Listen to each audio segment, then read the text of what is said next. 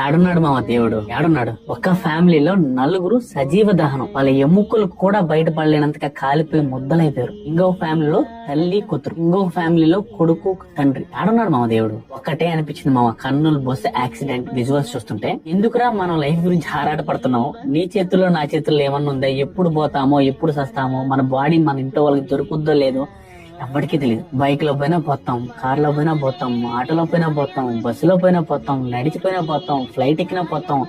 ఏది ఎక్కకుండా ఇంట్లో కూర్చున్నా కూడా ఏదో అయ్యి చచ్చిపోతాం. ఎప్పుడు పోతామో కూడా తెలియని లైఫ్ గురించి ఎన్ని తలకాయ నొప్పులు, ఎన్ని స్ట్రెస్లు, ఎన్ని గొడవలు. ఎందుకు మావయ్యన్ని ఎన్ని కష్టాలున్నా కుదిరినంత ఎక్కువ టైం ఫ్యామిలీతో స్పెండ్ చేయండి. ఈ రోజే, ఈ క్షణమే మనం ఉండేది, తర్వాత ఉంటామో ఉండమో అనేది గుర్తిరిగి హ్యాపీగా ఉండడానికి ట్రై చేయండి. చాలా బాధ అనిపిస్తుంది నిజంగా. ఎముకలు ముద్దలు దొరికేదండి మామ. దేవుడు లేడు మామ, నిజంగా.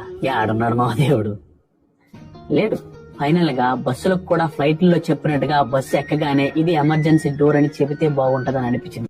ఏడున్నాడు మామ దేవుడు ఏడున్నాడు. ఒక ఫ్యామిలీలో నలుగురు సజీవ దహనం, వాళ్ళ ఎముకలు కూడా బయటపడలేనంతగా కాలిపోయి ముద్దలైపోయారు. ఇంకొక ఫ్యామిలీలో తల్లి కూతురు, ఇంకొక ఫ్యామిలీలో కొడుకు తండ్రి. ఏడున్నాడు మామ దేవుడు. ఒక్కటే అనిపించింది మామ, కర్నూలు బస్సు యాక్సిడెంట్ విజువల్స్ చూస్తుంటే. ఎందుకురా మనం లైఫ్ గురించి ఆరాటపడుతున్నాం? నీ చేతుల్లో నా చేతుల్లో ఏమన్నా ఉందా? ఎప్పుడు పోతామో, ఎప్పుడు సస్తామో, మన బాడీ మన ఇంట్లో వాళ్ళకి దొరుకుద్దో లేదో ఎవ్వడికి తెలియదు. బైక్ లో పోయినా పోతాం, కార్ లో పోయినా పోతాం, ఆటోలో పోయినా పోతాం, బస్సులో పోయినా పోతాం, నడిచిపోయినా పోతాం, ఫ్లైట్ ఎక్కినా పోతాం.